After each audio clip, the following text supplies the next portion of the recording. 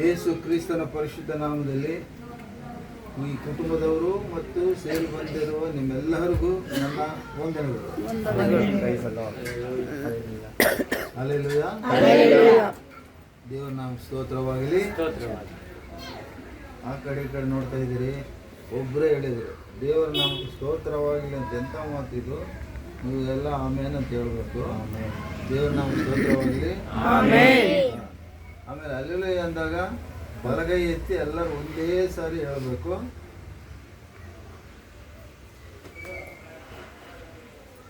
Hallelujah. ಮತ್ತೊಮ್ಮೆ hallelujah.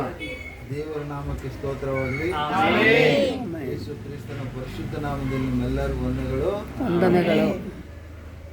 ಇವತ್ತು ನಾವೆಲ್ಲರೂ ಕೂಡಿ ಬಂದಿರೋದು ನಮ್ಮ ಇಷ್ಟ ಅಲ್ಲ, ಆದರೆ ನಮ್ಮನ್ನು ಕರೆತಂದವನು ಪರಿಶುದ್ಧ ಆತ್ಮದೇವರು. ಹೌದಲ್ವಾ? 108 ಕೆಲಸಗಳು, 108 ಆಲೋಚನೆಗಳು ನಮಗೆ, ಆದರೆ ಆತನ ಚಿತ್ತದಲ್ಲಿ ನಮ್ಮನ್ನು ಕರೆತಂದಿದ್ದಕ್ಕಾಗಿ ದೇವ್ರ ಸ್ತೋತ್ರ. ಏನಕ್ಕೆ ದೇವ್ರು ತಂದಾನಂದರೆ ನನಗೆ ಗೊತ್ತಿಲ್ಲ, ಆದರೆ ಈ ಮನೆಯವರನ್ನು ನಾವೆಲ್ಲರೂ ಸೇರಿ ಪ್ರಾರ್ಥಿಸಿ ಪ್ರಾರ್ಥನೆಯೊಟ್ಟಿಗೆ ಇವರನ್ನು ದೇವರ ಆಶೀರ್ವಾದ ಮಾಡಲಿಕ್ಕಾಗಿ ದೇವರನ್ನು ಬೇಡ್ಕೊಂಡು ಹೋಗೋಣ ಅಂತ ಬಂದಿದ್ವಿ. ಹೋದ ಸಾರಿ ಕುಟುಂಬ ಪ್ರಾರ್ಥನೆಯಲ್ಲಿ ಏನು ಹೇಳಿದೆ? ಏನು ವಿಷಯ ನಮ್ಮದು? ಪ್ರಾರ್ಥನೆ ಪ್ರಾರ್ಥನೆ ಪ್ರಾರ್ಥನೆ ಪ್ರಾರ್ಥನೆ ಪ್ರಾರ್ಥನೆ ಪ್ರಾರ್ಥನೆ, ಹೌದಲ್ವಾ? ಹಾಗಾಗಿ ಪ್ರಾರ್ಥನೆಗೆ ಲಿಂಕ್ ಮಾಡೋಣ ಇವತ್ತಿನ ವಾಕ್ಯ, ಹೌದಲ್ವಾ? ಇವತ್ತು ವಿಷಯ ಏನಂದರೆ ಸ್ವಲ್ಪ ಟಚ್ ಮಾಡ್ತೀನಿ. ಥಿಯಾಲಜಿ ದೇವರು ಮಾತಾಡುವ ನಾನಲ್ಲ, ನನ್ನೊಳಗಿಂದ ಪವಿತ್ರಾತ್ಮನೇ ಮಾತಾಡುವ, ಹೌದಲ್ವಾ? ಈಗ ವಿಷಯಕ್ಕೆ ಹೋಗೋ ಮುಂಚೆ ಅವರು ಆಶಾ ಮುಂದೆ ಬರಬೇಕು. ಆಶಾ ಮಂಜುನಾಥ ಅಳಿಯಂದ್ರಾಗ್ಬೇಕು.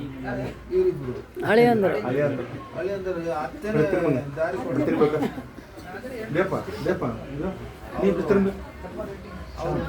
ಅವರಿಬ್ಬರು ಜೋಡಿ ಒಟ್ಟಿಗೆ ಕೂಡಬೇಕು. ಬಿಬಿ ಅವರಿಬ್ಬರ ಹೆಸರು ಬೈಬಲಲ್ಲೇ ಐತೆ.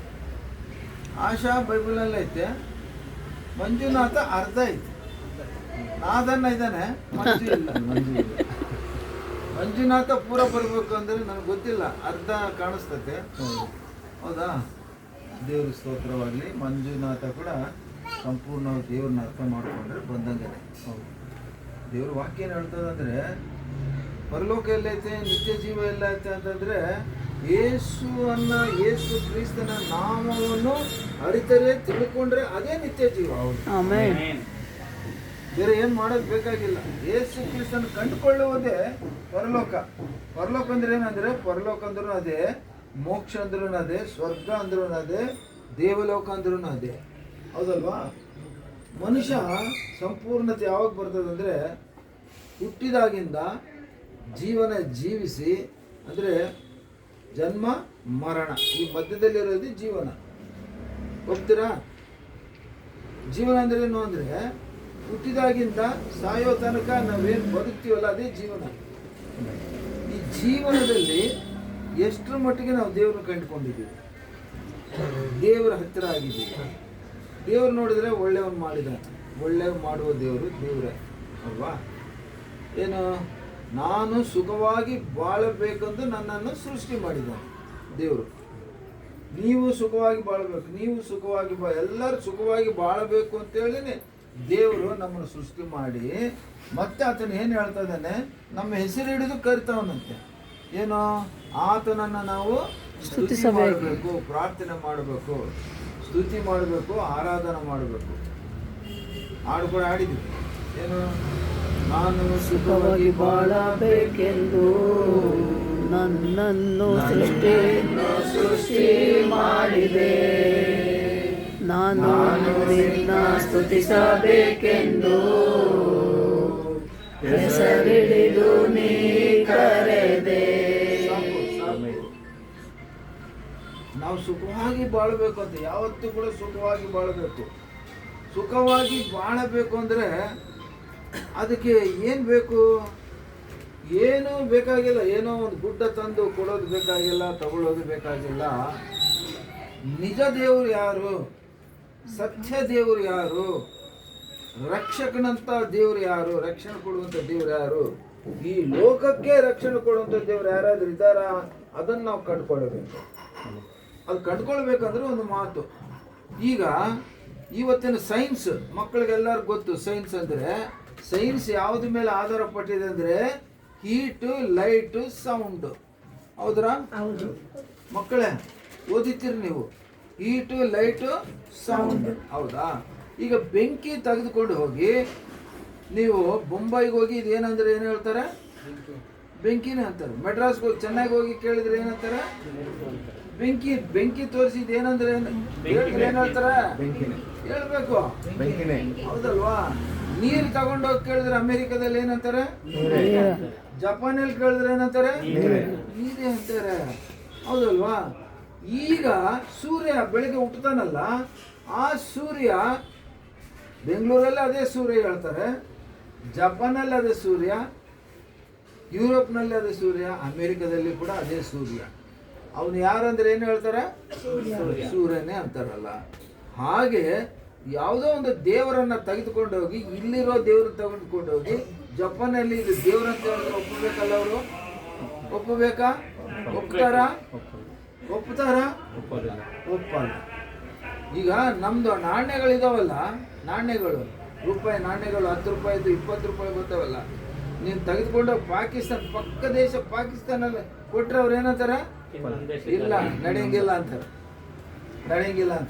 ಅಣ್ಣ ಅದನ್ನೇ ಕೇಳಿಸ್ಕೊಳ್ಳಿ, ನೀವು ಸ್ವಲ್ಪ ಸೈಡಿಗೆ ಬರ್ಬೇಕಪ್ಪ, ನಾನು ಮಂಜಾಣ ಕಾಣಬೇಕು. ಹೆಂಗೆ ಬೆಂಡ? ಓಕೆ. ಹಾಂ, ರೈಟ್. ಇಲ್ಲ, ಎಡಗೈ ಒಳಗೆ ಹೋಗ್ಬೋದು. ಹಾಂ, ಹತ್ತು ಸ್ವಲ್ಪ ನೋಡು, ಮಾಮೂಲು ನೋಡು ಸ್ವಲ್ಪ. ರೈಟ್. ನಾಣ್ಯ ಅಲ್ಲಿ ತಗೊಂಡೋಗಿ ಕೊಟ್ಟರೆ ನಡೆಯಂಗಿಲ್ಲ, ನೇಪಾಳಕ್ಕೆ ತಗೊಂಡು, ಬಾಂಗ್ಲಾದೇಶ ಎಲ್ಲಿ ತಗೊಂಡು, ಪಕ್ಕ ದೇಶಗಳಿಗೆ ತಗೊಂಡೋಗಿ ಕೊಟ್ಟರೆ ಕೂಡ ನಡೆಯಂಗಿಲ್ಲ. ಅಂಥದ್ರಲ್ಲಿ ಈ ದೇವರನ್ನು ತೆಗೆದುಕೊಂಡು ಹೋಗಿ ಪಕ್ಕ ದೇಶದಲ್ಲಿ ಇದು ದೇವರಪ್ಪ ಅಂದರೆ ಒಪ್ತಾರ ಅವರು? ಅವ್ರಿಗೆ ಆದಂಥ ಒಬ್ಬ ದೇವರಿದ್ದಾರೆ. ಹೌದಲ್ವಾ? ಆ ಥರ ಇವತ್ತು ಪ್ರಪಂಚ ಎಲ್ಲ ಕೂಡ ಒಪ್ಪುವಂಥ ಒಬ್ಬ ದೇವರಿದ್ದಾರೆ. ಅವ್ರ ಹೆಸರು ನಾನು ಹೇಳಲ್ಲ, ಒಬ್ಬ ದೇವರಿದ್ದಾರೆ. ಮತ್ತೆ ಇನ್ನೊಂದು ಕಡೆ ಏನಿದೆ ಅಂದರೆ 3 ಕೋಟಿ ದೇವರುಗಳಿದ್ದಾರೆ. ಒಂದು ದೇಶದಲ್ಲಿ ಎಷ್ಟು ಕೋಟಿ ಇದಾರಂತೆ? 3 ಕೋಟಿ 3,03,333 ಅಷ್ಟು ದೇವರುಗಳಿದ್ದಾರೆ. ಒಬ್ಬ ದೇವರನ್ನಾದ್ರೂ ಬೇರೆ ದೇಶದಲ್ಲಿ ಒಪ್ತಾರಾ? ಒಪ್ಪೋದಿಲ್ಲ. ಒಬ್ಬ ದೇವರಿದ್ದಾರೆ, ಒಬ್ಬೇ ದೇವರಿದ್ದಾರೆ, ಅವ್ರನ್ನ ಪ್ರಪಂಚ ಎಲ್ಲ ಒಪ್ತಾರೆ. ಅವ್ರನ್ನ ಪ್ರಪಂಚ ಎಲ್ಲ ಕೂಡ ಒಪ್ಪುತ್ತಾರೆ. ಪಾಲ್ರಾಜ್ ಒಪ್ಪಿದ್ದಾನೆ, ನನ್ಗೆ ಗೊತ್ತು. ಆದರೆ ಎಲ್ಲರೂ ಒಪ್ಪಬೇಕಲ್ಲ. ಆ ದೇವರು ಹೇಗಿರಬೇಕು? ಏನು ಗುಣಲಕ್ಷಣಗಳಿರ್ಬೇಕು ಆ ದೇವರಲ್ಲಿ?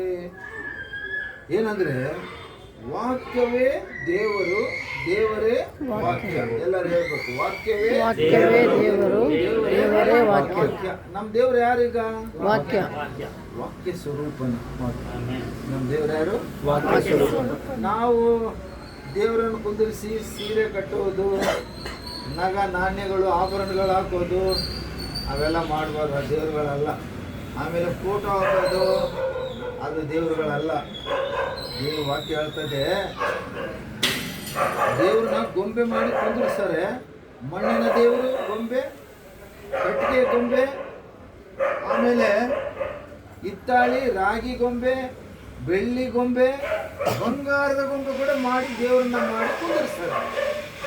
ಅದು ದೇವರಾಗಲಿಕ್ಕೆ ಸಾಧ್ಯ ಇಲ್ಲ. ಯಾಕಂದರೆ ನೀನು ಆ ದೇವ್ರಂತೇಳಿ ಆ ಗೊಂಬೆ ಕುಂದಿರಿಸಿ ಅದ ಮುಂದೆ ನೈವೇದ್ಯ ಹಾಕಿ ಇಟ್ಟರೆ, ನೀನು ಏನಿಟ್ಟರು ಕೂಡ ಅದು ಮೂಗೈತೆ, ಅದು ವಾಸನೆ ನೋಡ್ತದೆ. ಗೊಂಬೆ, ದೇವ್ರ ಗೊಂಬೆ ನೋಡ್ತತೆ? ನೋಡಂಗಿಲ್ಲ. ಅದಕ್ಕೆ ಕಣ್ಣೈತೆ, ನೋಡ್ತತೆ? ನೋಡಂಗಿಲ್ಲ. ಆ ದೇವರು ಯಾವುದು? ಗೊಂಬೆ ದೇವರು. ಆಮೇಲೆ ಅದಕ್ಕೂ ಕಿವಿ ಐತೆ. ನಿನ್ನ ಕಷ್ಟಗಳು, ದುಃಖಗಳು, ನಿನ್ನ ನಷ್ಟಗಳು, ಸಂಕಷ್ಟಗಳು, ಬಾಧೆಗಳು, ರೋಗಗಳು, ವ್ಯಸನಗಳು, ಚಿಂತೆಗಳು ಏನು ಹೇಳಿದ್ರು ಕೂಡ ಆ ಗೊಂಬೆ ದೇವ್ರು ಕೇಳಿಸ್ಕೊಂತೈತೆ? ಇಲ್ಲ, ಕೇಳಿಸ್ಕೊಳ್ಳೋದಿಲ್ಲ. ಮತ್ತೆ ಅದಕ್ಕೆ ಏನು ಬೆಲೆ ಅಂತಂದರೆ ಅದು ಜೀವ ಇಲ್ಲದ ದೇವರು. ಆ ಗೊಂಬೆಯಲ್ಲಿ ಜೀವ ಐತೆ? ಇಲ್ಲ, ಮಾತಾಡೋದಿಲ್ಲ. ಮಾತಾಡಿದ್ರೆ ದೇವ್ರು ಅನ್ಬೋದು, ಮಾತಾಡೋದು ಯಾಕಂದರೆ ಜೀವ ಇಲ್ಲ, ಅದು ದೇವರಲ್ಲ. ಚೆನ್ನಾಗಿ ಕೇಳಿಸ್ಕೋಬೇಕು. ನಾನು ಗುಣದಿಂದ ಬರ್ತಾ ಇದ್ದೀನಿ ಬಿಲ್ಡಿಂಗಿಗೆ. ಈಗ ಒಂದು ದೇವರು, ಆ ದೇವರು ಹೇಗಿರ್ತಾರೆ, ಆ ದೇವರು ಏನು ಹೇಳ್ತಾನೆ ಅನ್ನೋದ್ರ ಬಗ್ಗೆ ನಾವು 3 ಮಾತುಗಳಲ್ಲಿ ಮುಗಿಸಿಬಿಡ್ತೀನಿ ನಾನು. ಪ್ರಕಟಣೆ ಗ್ರಂಥ ಇವತ್ತು ದೇವರು ನನಗೆ ಮಾತಾಡ್ತಾ ಇದ್ದಾನೆ. 1ನೇ ಅಧ್ಯಾಯ 8ನೇ ವಚನ. ಸ್ವಲ್ಪ 2-3 ಲೈನ್ ಆಯ್ತು, ಅಷ್ಟು ಮಾತ್ರ ಓದಿರಿ.